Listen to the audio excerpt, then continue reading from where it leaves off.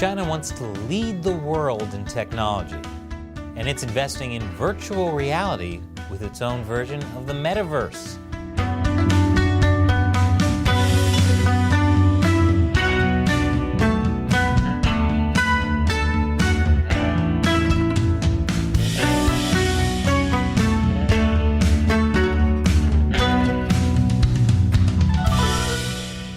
Welcome to China Uncensored. I'm Chris Chappell.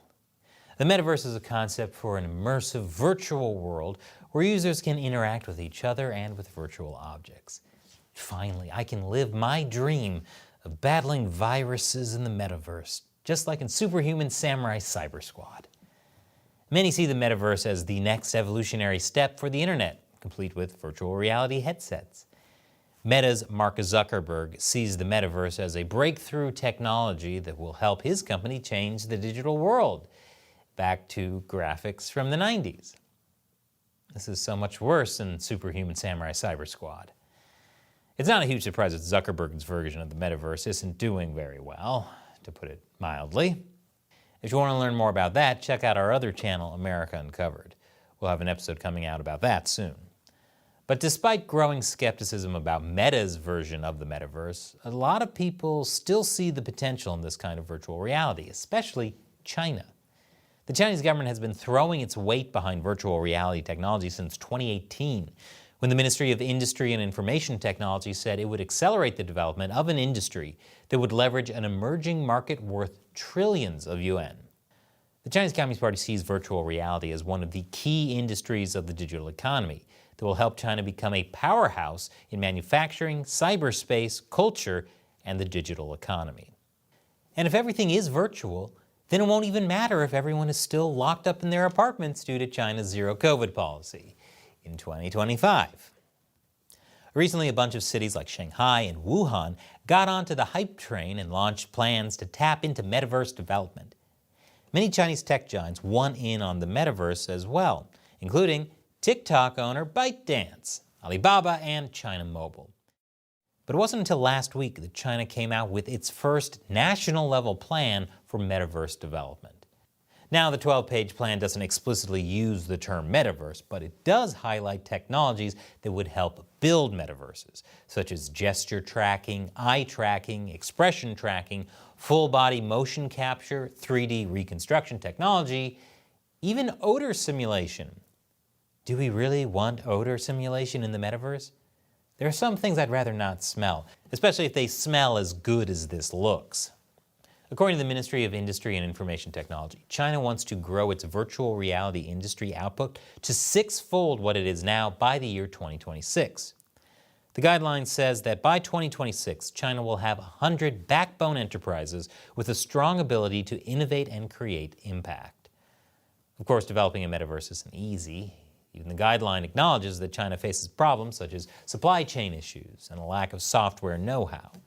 That's why they say China should aim for resilience by making its own breakthroughs in key software and hardware, so as to ensure domestic access to VR equipment and components. Thanks to this news, Chinese metaverse-related stocks shot up by 5%. Many of you might see the metaverse as just a way to experience immersive gaming, express individuality, bond with communities, showcase fashion brands, and hold useless corporate office meetings. But things like that aren't the real focus of China's plans for the metaverse. I'll explain more after the break. Welcome back. China is investing heavily in metaverse technology. Obviously, when you have any Chinese tech company like ByteDance involved, you can bet the Chinese Communist Party will extract a lot of data from metaverse users. But that's a whole other episode. China believes that the metaverse will revolutionize industries like cultural tourism, education, sports, and entertainment. But for China, the metaverse is more than just some content-creating platform. China sees this as a new high ground of competition in the digital economy in the next decade. The Chinese government is emphasizing a relatively new metaverse concept called use the virtual to enhance the real, use the virtual to strengthen the real. This was a phrase first mentioned by Jiang Ying, Assistant Director of Shanghai's Economic and Information Technology Commission. According to this principle, there shouldn't be an emphasis on just entertainment. The primary objective for the metaverse is to advance China's real-life economy.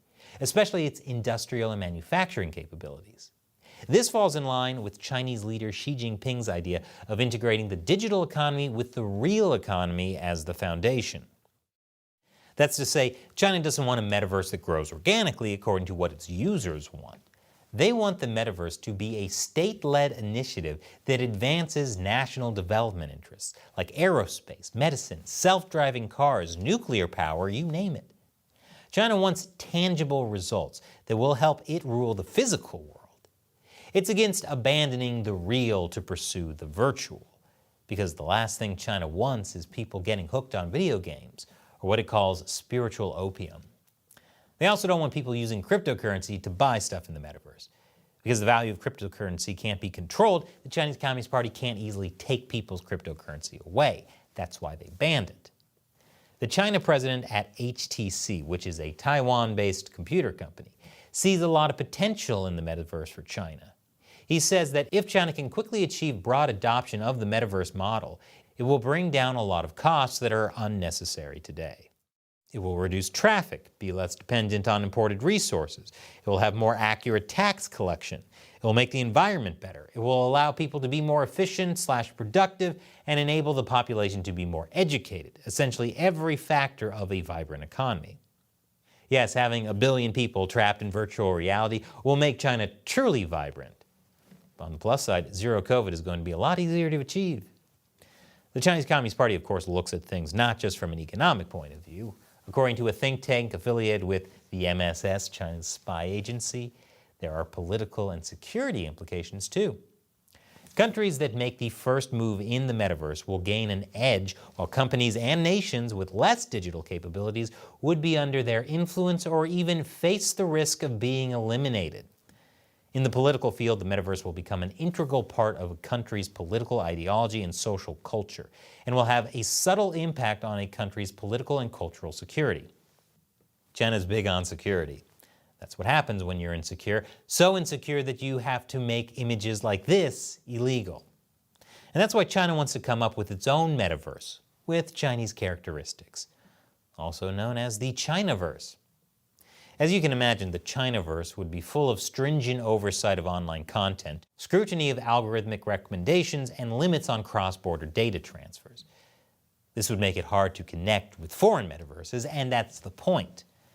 While China focuses on building up its Chinaverse to get a technological edge over the rest of the world, I'm sure they're already coming up with ways to exert Chinese dominance over other metaverses. And great news, American companies are more than glad to help China with that endeavor. By the way, according to China's Metaverse Industry Committee, November 11th is Metaverse Day. So if you're in quarantine, then I got a perfect gift for you. You can escape your prison by entering China's virtual reality prison. Happy Metaverse Day. And China Uncensored would not be possible without support from viewers like you, either by liking and subscribing, sharing the show with friends and family, or through direct support on the crowdfunding website Patreon. Those are the fans I call the China Uncensored 50-cent Army, who join us in the fight against the Chinese Communist Party. And as a thank you to them, I respond to their questions or comments. Today's question comes from Thomas Graham.